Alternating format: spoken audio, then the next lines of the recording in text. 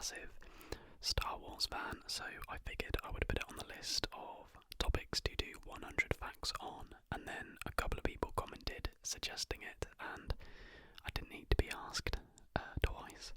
So today's video, as you can tell, is 100 facts on Star Wars. We're not going to ramble on for too long before we get into the facts, but if there are specific topics, they can be very specific or broad, that you'd like to see covered here on the channel, then feel free to comment them down below.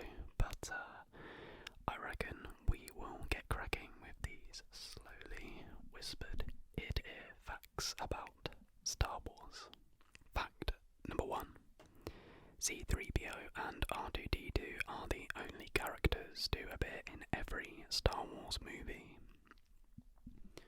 Although the role is considered one of the greatest in movie history, Darth Vader appears for only 12 minutes in the first Star Wars movie, A New Hope. Mace Windu is the only character to wield a purple lightsaber.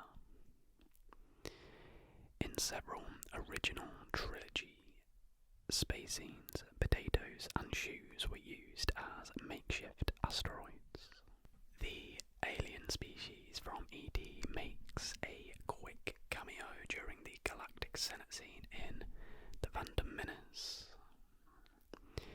Early in the process of making Star Wars, Yoda was nearly played by an actual monkey. Thanks to advancements of puppetry, we got the green froggish Yoda we all know and love. Chewbacca's voice was created from a combination of real-life bear, lion, walrus and badger sounds. Qui-Gon Jinn's communicator is actually a resin cast of a razor. Many of the original Tatooine sets from the 1970s are still standing in Tunisia. The word Ewok is actually never mentioned in a Star Wars movie. The budget for A New Hope was $13 million. The budget for The Last Jedi was $250 million. I have a bad feeling about this, or something along those lines has been spoken in each Star Wars movie. Luke's last name, Roz, was originally Star Killer. Before being changed to Skywalker, the name pops up again in The Force Awakens as the code name for the First Order's Death Star-like weapon. The first Star Wars movie premiered on May 25th, 1977. And the first Star Wars film took 4 years for production to complete. The language of the Ewok combines Tibetan and Nepalese.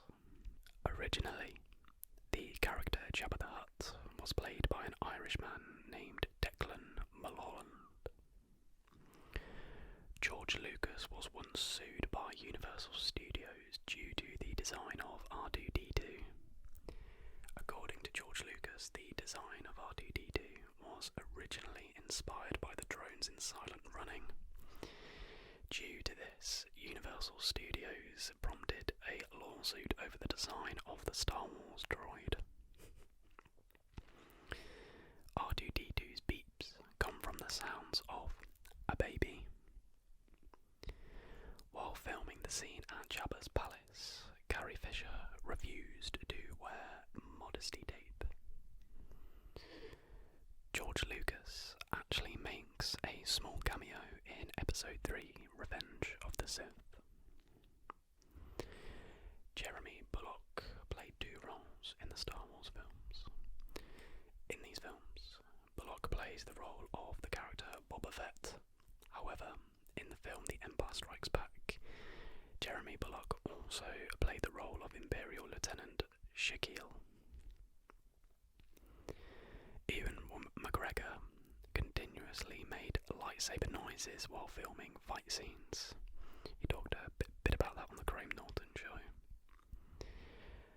Cleaners kept cleaning up environmental props on the production set of A New Hope. I found this fact really funny. According to George Lucas, studio cleaners kept coming in to clean up the environmental set during the production of the film A New Hope, despite several requests for the cleaners not to tidy up the used space.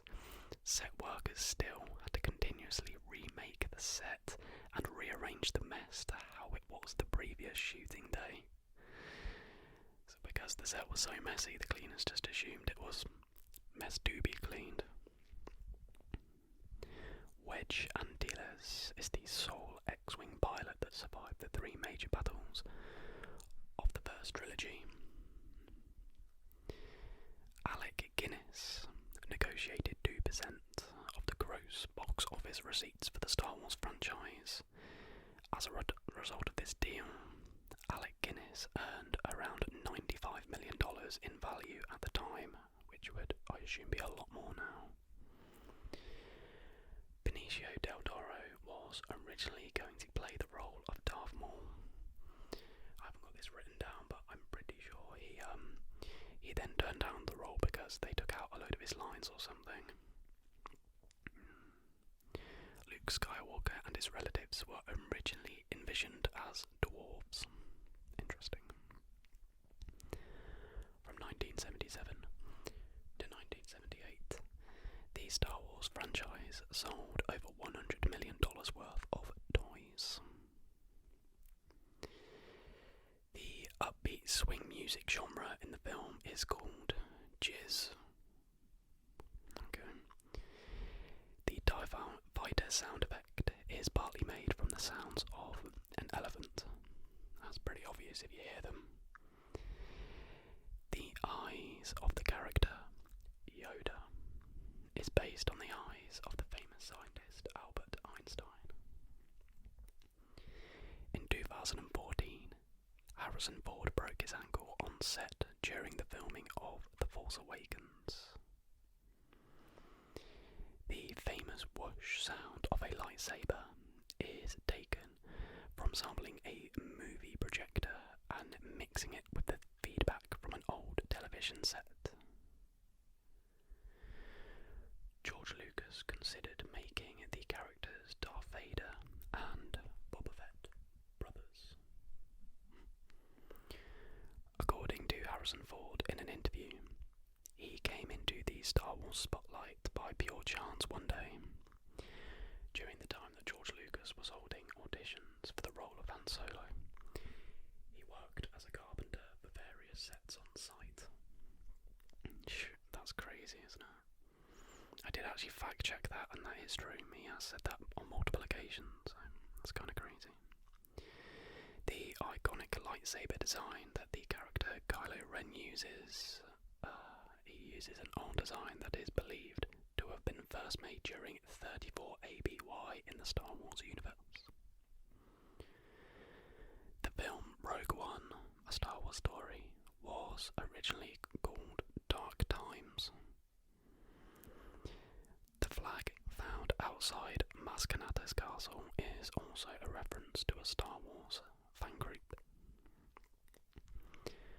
While filming Jabba the Hutt's sailship in Yuma, Arizona, a dune buggy festival attracting 35,000 fans was occurring at the same time in the vicinity of the set. Carrie Fisher, 5'1", often had to stand on a box while filming with Harrison Ford, who was 6'1", so she was caught in the shot. The blizzard in the Hoth scenes were real. They were shot at Hardangerfjorden glacier near Finns in Norway, and no special effects were used. Jabba the Hutt was originally supposed to be in A New Hope, but the scene was cut because the special effects didn't work properly. Darth Vader's chest piece has ancient Hebrew etched onto it. It reads, "His deeds will not be forgiven until he merits." And he does in the end. C-3PO is fluent in over 6 million different languages. Yoda's species name is entirely unknown to the Star Wars universe. Chewbacca was inspired by George Lucas's Old Dog. It was an Alaskan Malamute, a large furry breed that weighs around 130 pounds fully grown. AD actually stands for All-Terrain Armoured Transport. The sound of the Millennium Falcon was created by recording the engines of a jet airliner. The Falcon actually makes a cameo appearance in Revenge of the Sith, landing on Coruscant. The majority of stormtroopers are left-handed due to the construction of their prop guns. To create the visual effect of Luke force grabbing his lightsaber, Mark Hamill was asked to throw it across the set. The scenes were later reversed in post-production to achieve the required illusion. Sylvester Stallone originally auditioned for the role of Han Solo. Cindy Williams and Jodie Foster also auditioned for the role of Princess Leia.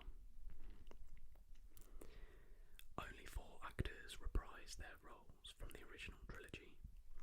Frank Oz as Yoda, Anthony Daniels as C-3PO, Ian McDiarmid as Palpatine, and Kenny Baker as R2-D2.